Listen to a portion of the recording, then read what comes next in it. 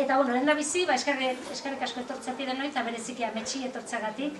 Eta, bueno, ilusio handiz espero gendun gaurko egun hau, Miñan liburuaren inguruko solasaldi hau, beraiek esaten duten bezala, Ibrahimak hauz adierazi eta berak eskuz jasotako liburu honen solasaldi hau ilusio handiz espero gendun, ze, bueno, dakizuen bezala, hauz hau eta eskuz esku dabilen liburu bada.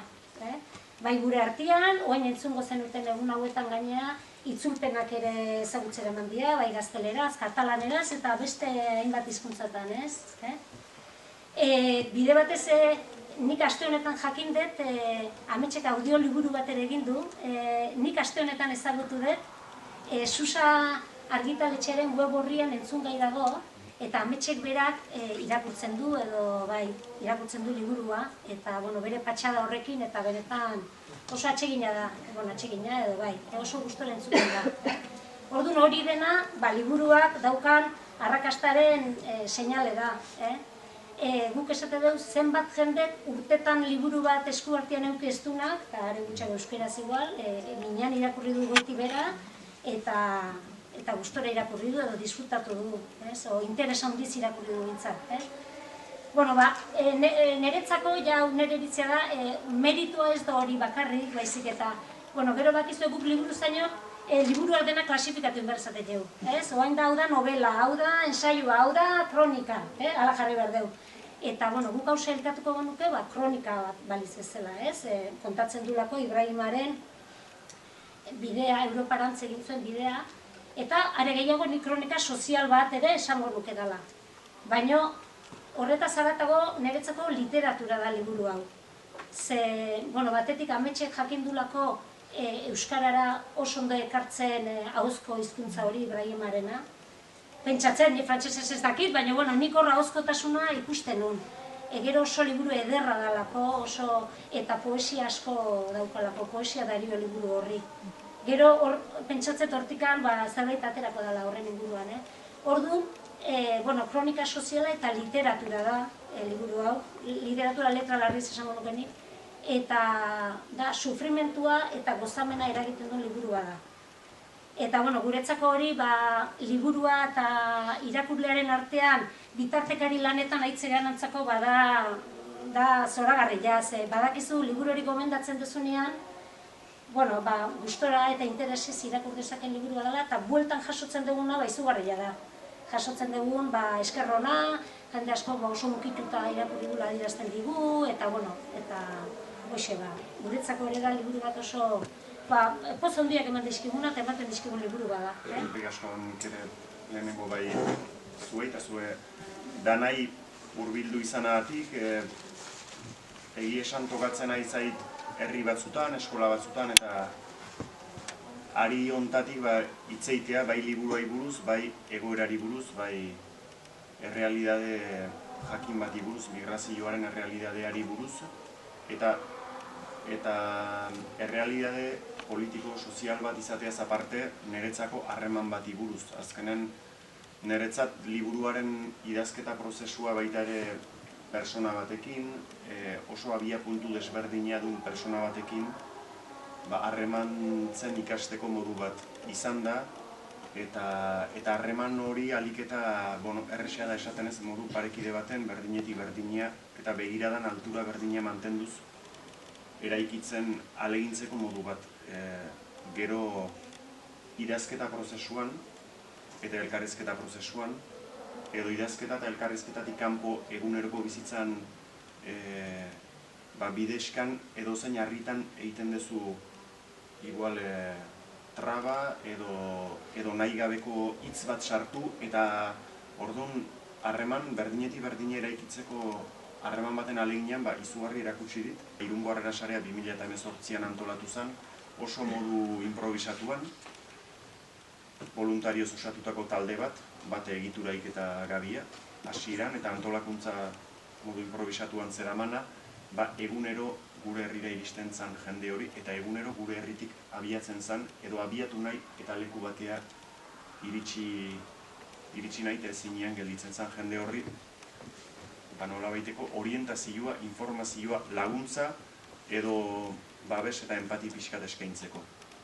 Zehaitik, 2018ko udaberrian hasi zen antolatzen, nik geroxeago hurbildu nintzen, Irunen, egunero 10, dozena bat, 20 edo 30 migrante iristen hasi zialako, eta Irunea iristen zian eta dia ez Irunen gelditzeko asmoakin, eta iparraldera segitu eta gero iparraldera gozuteko asmoakin, baina hor, polizia frantsesa ere hasi zen gogorxiago jartzen, eta orduan gure etxepian ikusten genitun oinez pasatzen, itzultzen zituzten atzea, gaua batzutan parkian, banku batean, kanpoan pasatzen zuen oso jende gaztia, batzutan 18 urte zazpikoak, aurrak, eta batez ere mutikoskorrak, baita ere neskak, eta ama batzuk ere aur txikiekin.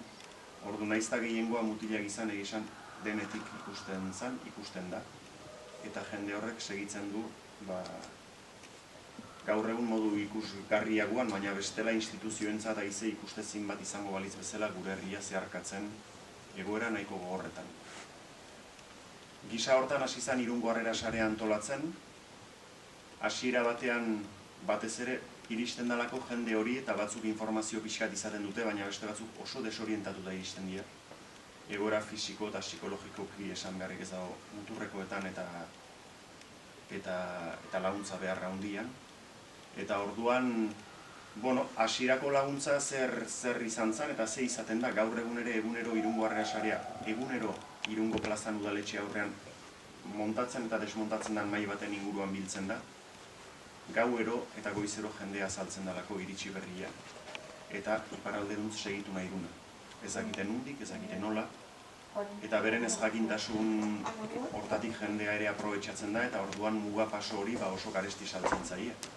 Garesti saltzen zaie bere baitarik abiatzen danak poliziakin iten dulako topo, eta 7 aldiz edo 10 aldiz alegindu eta atzera bueltatzen dutelako, eta orduan gero eta bide arriskutsuagoak hartzen dituztelako.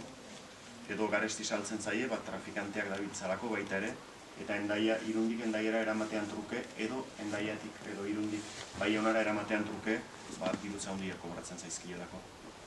Ja nahiko ekonomikoki, fisikoki eta psikologikoki ustu eta abortuta iristen den jende hortaz baliatzen da esango nuke muga inguruko kontrol poliziala, eta horren inguruan sortzen dian zerbitzu garesti edo pirateria moduko bide. Horri erantzuteko Irungo Harrera Sareak bileratxo bat egiten du goizero, eta esplikatzen zaien nun dauden, muga hori zeharkatzeko zein dian bideak, azken finean zuetako edozein edo neu, oantxe jungo bagina Irunea, oinez zeharkatu genezake bai Santiagoko zubila, bai Behobiako zubila. Normalean ez gaituzte gelditzen, eta ez zaigu kostatzen, minutu bateko oinezko bide batek kostatzen duen esfortzu hori besteik debalde pasa genezake eta arazoi gabe.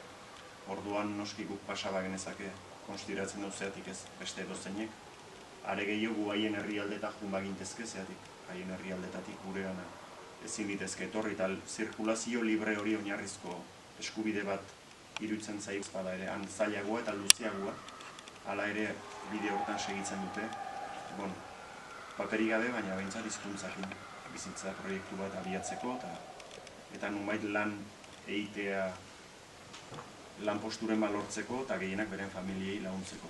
Hori da migrante ia denen errealitatea. Batzuk familikoren bat, lagunen bat badute esan dezagun Parisen, edo Marseilan, edo beste leku batean. Beste batzuk nora ezian iristen dira eta pixkat korronteei eta inertziei segi. Adibidez, Ibrahim Hassan horietako bat. Nik 2018ko oantxe 3 urte, ezautu nun, Irungo tren geltokian, eta garai hartan gure pixkat funtzionamentua zen goizero buelta txiki bat iten genuen Irungo tren geltoki, Renfe geltokitik abiatu, eta bi muga ertzak pixkat begiz pasatuz, ikusteko ia Renferen geltoki hartan jendia nora ezean laguntza beharrian egon ziteken, goizeko 9 alsa autobusak horrea iristen dialako, Espainiako puntu desberdinetatik. Eta baita ere bi muga ertzetatik pasaz, frantses poliziak espaloi ertzian uzten dulako jende hori. Esanez, hemen egon zindezke, baina ez zaitez beste aldea pasa, hemen gelditu. orduan batzutan espaloi ertzetan taldetxoak edo persona bakarrik gelditzen dira. Eta hoien gana gerturatzen ginean, pixkat, esplikatu zirunen talde bat badala, voluntario talde bat, eta nolazpai nahi baldin bazuten laguntza, informazioa zerbait hurbiltzeko beldurri gabe. Eta hola pixka biltzen zen, egunero, gaur egun ere, egurrezko mai horren inguruan egiten bilkurarako jendia. Batzutan 5, bestetan 10, eta beste batzutan 55.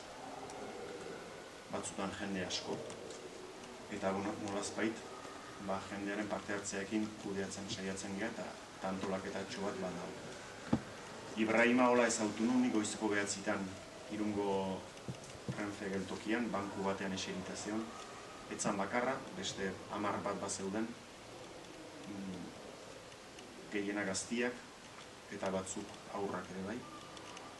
Eta orduan lehenengo Ibrahiman gana hurbildu nintzen, goratzen naiz ostegun bat zala edo, eta hasi nintzen, hastentzean taktu guztiakin, ez da erresa, migrante baten gana hola hurbildu, gure tankerako bat, hainbeste jende ikusi dute, ezautu dute eta muga ertzean hurbildu zaie, normalena da mesfiantza eukitzia, babes bat da mesfiantza eta ikara hori eukitzia, eta orduan distantzi pixkat hartzea.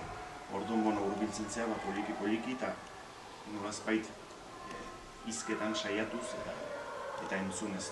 Hola hurbildu nintzen Ibrahiman gana, eta egia esan hurbildu nintzaneako beak esan zian behitu, ni ez naiz gaur iritsi esan zian, ni oain dela 2 egun iritsi nintzen Irunea, eta ja zure kide batzuk harrera egin zieten, orduan ezagutzen dut zuen taldea, eta etorri naiz justo tren geltokira mobile bat eman ziatelako da mobile kargatzea. Eta horreatik nago hemen, esan zian, baina ni badakit nola dan zuen martxa, eta hemen jende gehiago dago, nik uste iritsi berriak diala, eta esan zian, nahi badezu nik lagunduko dizut. Zeren eta erresago da, ni hurbil nadin iritsi berria dan baten gana, zu hurbiltzen baino. Orduan, egia esan ni lehenengo momentutik pixkat nolazpai laguntze aldea, laguntza eskaintzea hurbildu nintzen, eta lehenengo egunean behar lagundu zidan nik behari baino gehiago. Hurbildu ginen hango jende baten gana, batzuk onartu zuten, etorri zian gurekin plazara, beste batzuk beren bidea segitu zuten, eta 2 muga ertzak zeharkatu genitun, eta Irungo plazara iritsi ginen.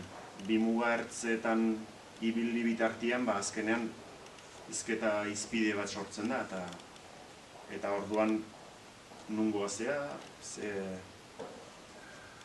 nola iritsi zea honea, edo pixkat azkenean hitzak eramaten duen bidera iristen zea, eta ordutik konturatu nintzen lehenengo momentutik bazula korapilo berezi bat.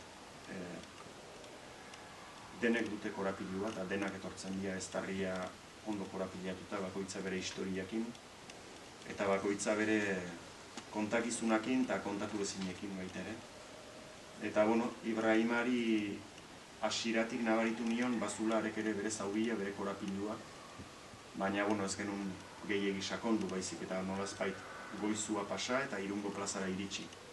Gero Ibrahimak handik egun batzutara Irunen segitzen zuen, informazioa entzun eta bizkat hausnartu eta gelditzea erabakizun. Orduan, asiloa eskatu zuten personetako bat izan zen, 20 horietako bat. Eta orduan, asiloa eskatzen duenak, esan dizudan bezala, Donostiko komisaldegira hurbildu behar du, Polizia Nazionalan komisaldegira, DNI-ak berritzen dituzten leku horta. Eta han zita bat jartzen dute handik hilabete batzutara, zure historia kontatu dezazun, eta nolazpait babes politiko hori eskatzeko zure motibuak, arrazoiak eta esplikatzeko. Imaginatuko dezuten bezala, ez gu voluntario sareko norbaiten aurrian, ez kazetari baten aurrian, eta are gutxio polizia baten aurrian ez bat errexean. Norbeak, norbere zauriak zabaldu eta hoiei tiraka kontatzen hastia.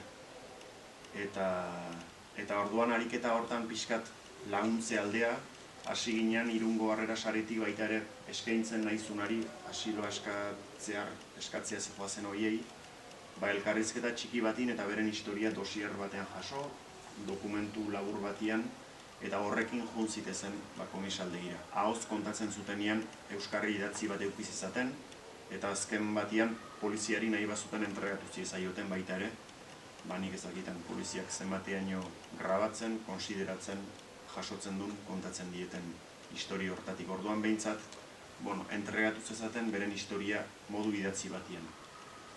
Ibrahimarekin hola hasi nintzen, ni elkarrizketak egiten, hortarako, bere asilorako bidian nolazbait laguntza bat emateko, beste batzuekin ere ingen du. Eta lehenengo aldi hartan, lehenengo elkarrizketa hartan goratzen naiz pixkat nahiko hasieratik esan zian esaldi batez eta horrek pixkat aldatuta utzi nindunez edo esan zian, ni Europa nago, baina nik ez nuen Europara etorri nahi.